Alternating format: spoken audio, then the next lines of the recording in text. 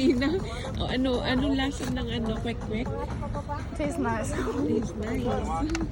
Masarap. Kumakain ka kwek-kwek? Favorite. The fishbowl is really nice as well. Oh, the fishbowl is so nice as well. So, ayain mo na sila, yung mga natin. Tagalog, come here. Tagalog. How do you say that in Tagalog? Tagalog. Punta kayo dito. Punta kayo dito. Kain tayong fishball. Yeah. Oh. Punta kayo dito, guys. Yeah. Yeah, masarap ang pagkain dito. Kwek-kwek. Sarap guys, right? Very nice. I like the sauce. Yeah, the sauce is nice.